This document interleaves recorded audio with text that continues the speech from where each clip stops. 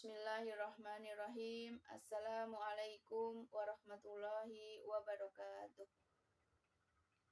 Alhamdulillahirabbil alamin. Wassalatu wassalamu ala sayyidil mursalin wa ala alihi wa ashabihi ajmain amma ba'du. Rabbi israh li sadri wa yassir li amri wahlul 'uqdatam min lisani yafqahu qawli. Yang kami hormati Bapak Dr. Samsul Hidayat, yang kami banggakan teman-teman semuanya. Semoga kita semuanya selalu dalam keadaan sehat walafiat. Izinkanlah pada kesempatan kali ini saya menyampaikan tugas mata kuliah Pandangan Dunia dan Konsep Ilmu dalam Islam, yang mana makalah ini saya beri judul Peran Mutawif dalam meningkatkan jumlah jamaah umroh ke Tanah Suci. Latar belakang permasalahan, umroh merupakan salah satu ibadah umat muslim yang pelaksanaannya dilakukan di Tanah Suci, Makkah dan Madinah. Kata umroh menurut arti bahasa berarti mengunjungi. Kalimat i'tamarahu bersinonim dengan zarahu, mengunjunginya. Ia juga disebut sebagai haji kecil karena memiliki kesamaan dengan haji dalam hal ihram, tawaf, sa'i, dan mencukur atau memangkas rambut. Allah telah menyebut umrah bersamaan dalam haji di dalam surah Al-Baqarah ayat 196, wa atimmul hajja wala umrata lillah, dan sempurnakanlah ibadah haji dan umrah karena Allah. Berdasarkan ayat ini, umrah diisyaratkan dalam Islam, namun mengenai hukumnya masih terdapat perbedaan pendapat. Secara istilah, kata umrah di dalam ilmu fikih didefinisikan oleh jumhur ulama sebagai tawaf di sekeliling Baitullah dan sa'i antara Safa dan Marwah dengan berihram, mendatangi Ka'bah untuk melaksanakan ritual ibadah yaitu melakukan tawaf dan sa'i. Umrah pada hakikatnya menjadi sarana dan media bagi kaum muslimin untuk beribadah ke tanah suci setiap saat. Dalam suatu hadis dari Abu Hurairah radhiyallahu anhu diriwayatkan bahwa Rasulullah SAW bersabda, tamu Allah itu ada 3, yaitu orang yang berperang, orang yang melaksanakan haji, dan orang yang berumrah. Hadis riwayat An-Nasa'i dengan sanad yang baik. Pada zaman penjajahan Belanda, ibadah umrah kurang mendapat perhatian dan minat dari pemerintah. Ibadah haji yang dilakukan hanya setahun sekali, masyarakat dihalangi oleh pemerintah kolonial pada saat itu. Apalagi untuk melakukan ibadah umrah yang waktunya tidak ditentukan dan dapat dilakukan setiap saat. Tindakan pemerintah Belanda seperti itu cukup beralasan, karena ibadah ini sangat berpotensi untuk menyulut api jihad dan api kemerdekaan umat. Namun, pemerintah Indonesia mendukung penuh kegiatan ibadah umrah maupun haji. Bahkan pemerintah Indonesia dan Arab Saudi bekerja sama dalam pelaksanaan ibadah umrah maupun haji di Tanah Suci. Penyelenggaraan ibadah haji dan umrah ini telah diatur oleh Undang-Undang Nomor 8 Tahun 2019 yang banyak berisi inovasi dan kreasi sehingga memunculkan layanan penyelenggaraan haji dan umrah yang baik. Penyelenggara ibadah haji merupakan tugas pemerintah untuk memenuhi dan memperbaiki layanan untuk jamaah dalam penyelenggaraan ibadah haji. Pergi ke Tanah Suci Baitullah merupakan impian setiap muslim, sehingga wajar di Indonesia tiap tahun siklusnya selalu mengalami peningkatan. Adapun haji serta umrah merupakan salah satu ibadah yang membutuhkan banyak persiapan bersifat jasmani rohani, sehingga membutuhkan persiapan dan bantuan terutama mengenai perjalanan menuju Baitullah. Sesuai dengan Undang-Undang Nomor 13 Tahun 2008 tentang penyelenggara ibadah haji, bahwa perjalanan ibadah haji dan umrah dapat dilakukan secara perseorangan atau rombongan melalui penyelenggara perjalanan ibadah umrah yang dilakukan oleh pemerintah atau biro perjalanan wisata yang ditetapkan menteri. Jamaah umrah Indonesia merupakan salah satu yang terbesar di dunia. Menurut Kementerian Haji dan Umrah Arab Saudi, jumlah visa umrah yang telah dikeluarkan untuk Indonesia sebelum pandemi COVID-19 pada 2019 mencapai jamaah, meningkat 7,2% dari tahun sebelumnya. Angka ini menjadikan Indonesia sebagai negara dengan jumlah jamaah umroh terbesar ketiga di dunia. Adapun visa umroh terbanyak yang diterbitkan pemerintah Arab Saudi pada 2019 kepada Mesir dengan jumlah 1,3 juta jamaah, naik 17% dari tahun sebelumnya, sebanyak 1,1 juta jamaah. Sementara di urutan kedua, Pakistan dengan jumlah visa mencapai 1.900. Urutan kedua Pakistan dengan jumlah visa mencapai 991.000 jamaah, juga naik 29% dari tahun sebelumnya sebanyak 785.000 jamaah. Total visa umroh yang telah diterbitkan pada 2019 mencapai 6,39 juta jamaah, naik 7,5% dari tahun sebelumnya sebanyak 5,9 juta jamaah. Animo penduduk Indonesia untuk melaksanakan ibadah umrah cukup besar, sebab untuk dapat melaksanakan rukun Islam kelima, yaitu naik haji, butuh antrian hingga puluhan tahun, yang mana pada saat ini Solo Raya mencapai 30 tahun ya, antriannya sampai 30 tahun. Hal ini yang membuat travel umroh laris di tanah air. Dengan mengeluarkan biaya sekitar 29 juta, masyarakat sudah dapat berkunjung ke Tanah Suci sekaligus berrekreasi tanpa harus masuk daftar tunggu seperti haji. Seiring meningkatnya antusias masyarakat khususnya di Solo Raya untuk menunaikan ibadah umroh, Biro Perjalanan Haji dan Umroh pun berlomba-lomba menggait masyarakat dengan strategi dan promosi yang menarik minat masyarakat. Semakin baik pelayanan yang diberikan mutawif kepada jamaah, maka akan menciptakan hubungan yang harmonis antara jamaah dan biro, terutama dengan mutawif sendiri. Berdasarkan pada permasalahan di atas, maka peneliti merasa perlu dan tertarik untuk melakukan mini riset dengan judul Peran Mutawif dalam Meningkatkan Jumlah Jamaah Umroh ke Tanah Suci. Perumusan masalah adalah bagaimana peran mutawif, pemandu atau pembimbing ibadah haji dan umroh dalam meningkatkan jumlah jamaah umroh. Tujuan penelitian untuk mengetahui peran mutawif dalam meningkatkan jamaah umroh ke Tanah Suci. Manfaat penelitian pertama, manfaat teoritis. Hasil penelitian ini diharapkan dapat menjadi salah satu rujukan atau panduan dalam penelitian selanjutnya, khususnya terkait peran mutawif. Yang kedua, manfaat praktisi. Bagi peneliti khususnya dan bagi masyarakat pada umumnya akan menambah pengetahuan tentang keilmuan di bidang jasa travel, khususnya keilmuan tentang pembimbing haji dan umroh mutawif. Metode penelitian, jenis pendekatan penelitian. A. Jenis penelitian. Dalam penelitian ini penulis menggunakan jenis penelitian lapangan, yaitu penelitian yang dilakukan dengan mengumpulkan data dan informasi yang diperoleh langsung dari informan. B. Pendekatan penelitian. Pendekatan yang digunakan adalah pendekatan kualitatif, yaitu suatu metode yang digunakan untuk menemukan pengetahuan terhadap suatu perilaku, fenomena, peristiwa, masalah, atau keadaan tertentu. 2. Waktu dan tempat penelitian. A. Waktu penelitian 30 September 2022 sampai dengan selesai. B. Lokasi penelitian ini dilakukan di Solo Raya. 3. Subjek atau informan penelitian. Subjek penelitian ini adalah direktur atau manajer, mutawif, dan staf travel yang berada di Solo Raya. 4. Sumber teknik pengumpulan data. A. Sumber data. Berbagai sumber data yang akan dimanfaatkan dalam penelitian ini sebagai berikut. Data primer.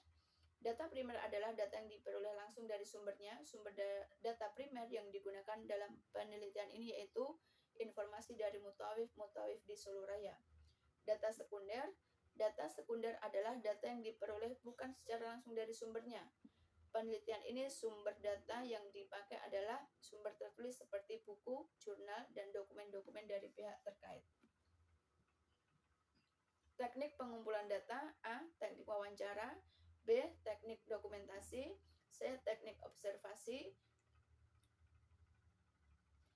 Selanjutnya, teknik analisis data. 1. Pengumpulan data, 2. Reduksi data, 3. Penyajian data, 4. Penarikan kesimpulan. F.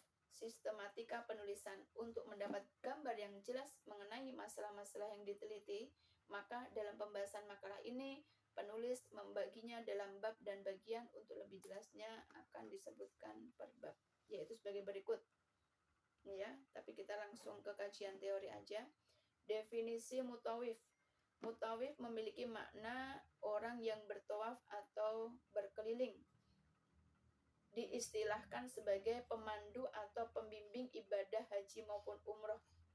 Mutawif ini sangat diperlukan di tengah semakin boomingnya ibadah umroh, tak terkecuali bagi kalangan backpacker.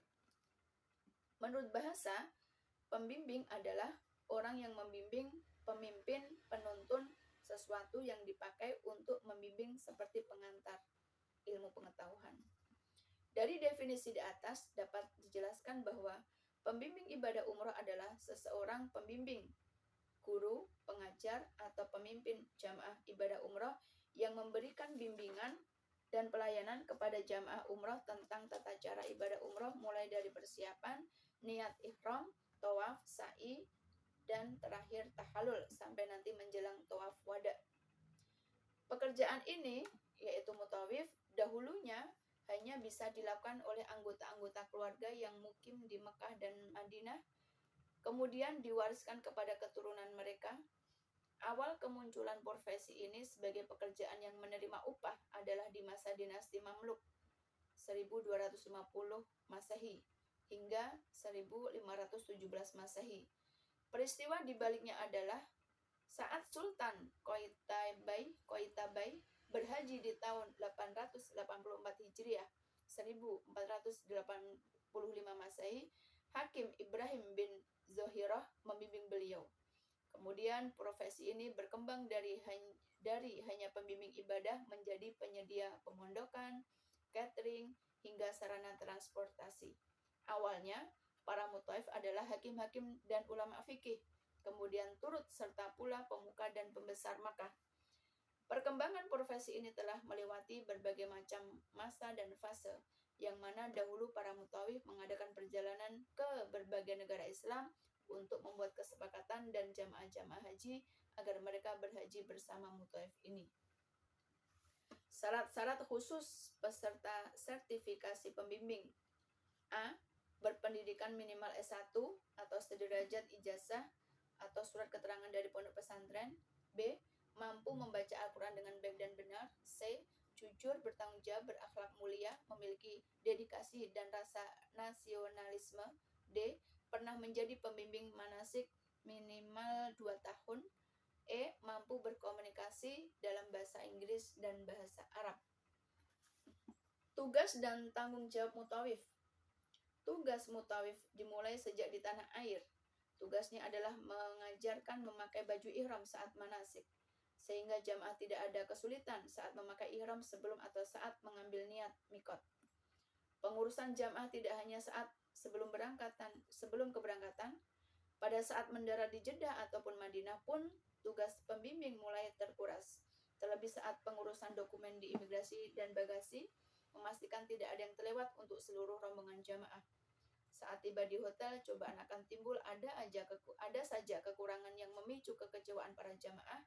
Disinilah tugas mutawif menyelesaikan segala perselisihan yang terjadi dan mengurangi atau memendam kekecewaan para jamaah bila terjadi hal-hal yang terjadi di luar rencana yang telah diatur pada saat memesan hotel oleh agen travel umrah tersebut.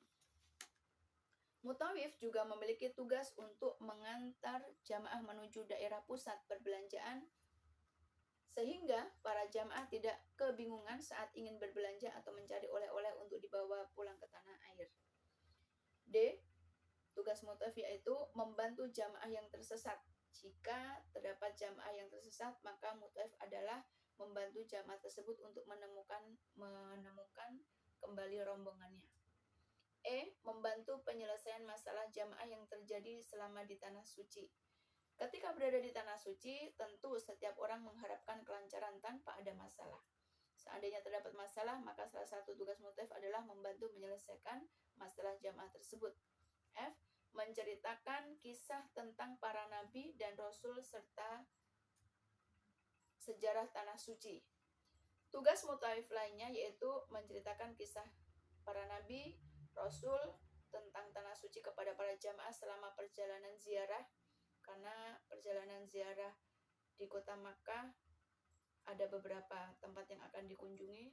Begitu juga perjalanan ziarah di kota Madinah juga ada beberapa yang akan dikunjungi, dan ketika itu mutawif bisa menjelaskan sejarah-sejarah tempat yang akan dikunjungi tersebut, sehingga jamaah tidak merasa bosan dalam perjalanan dan jamaah dapat mengambil hikmah dari kisah yang diceritakan oleh mutawif.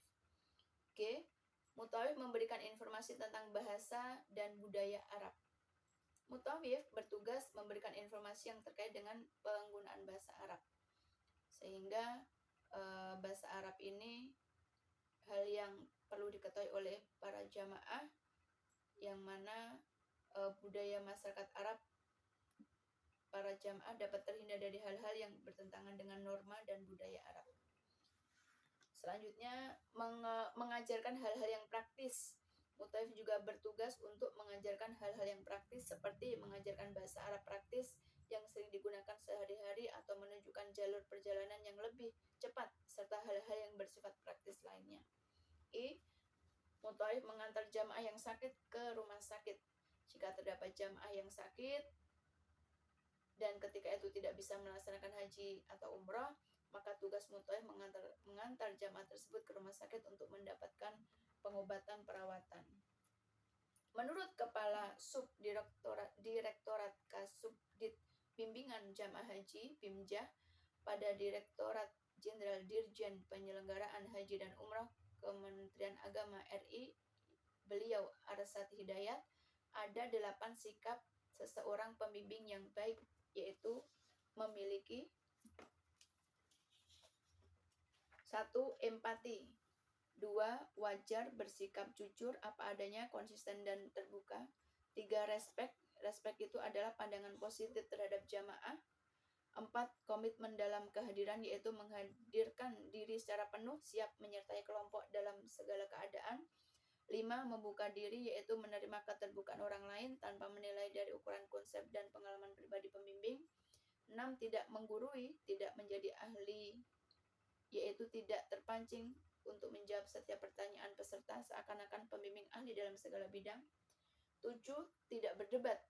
8. Tidak diskriminatif, karena calon jamaah sifatnya heterogen, pembimbing hendaknya memberikan perhatian pada semua peserta. Bab 3. Penutup. Kesimpulan. Dari hasil penelitian yang dilakukan dengan para informan, maka peneliti mengambil kesimpulan bahwa peran mutawif dalam meningkatkan minat jamaah umroh ke tanah suci sudah sangat baik. Dilihat dari hasil penelitian bahwa pelayanan dan bimbingan yang baik dari mutawif mampu menarik minat jamaah. Hal ini sesuai dalam bab pembahasan hasil penelitian bahwa mutawif sangat berperan penting dalam meningkatkan minat jamaah untuk memilih travel umroh, karena pelayanan yang diberikan oleh mutawif adalah tolak ukur bagaimana perannya sangat kuat. B. Saran-saran. 1. Kepada para mutawif perlu adanya peningkatan pelayanan dan upgrading setiap tahunnya dengan mengadakan program pelatihan khusus mutawif supaya kedepannya peran mutawif lebih maksimal dan pelayanannya lebih baik lagi. 2. Kepada calon jamaah umroh diharapkan untuk lebih hati-hati dalam memilih sebuah travel umroh supaya nantinya dapat menjalankan ibadah dengan aman, baik, dan benar. Sekian mini riset makalah yang sedikit semoga bermanfaat yang sedikit ini. Apabila ada kekurangan atau kurang kesempurnaan, mohon arahannya dan bimbingannya teman-teman semuanya dan Bapak Dr. Samsul. Terima kasih atas semuanya. Akhirul kalam. Wassalamualaikum warahmatullahi wabarakatuh.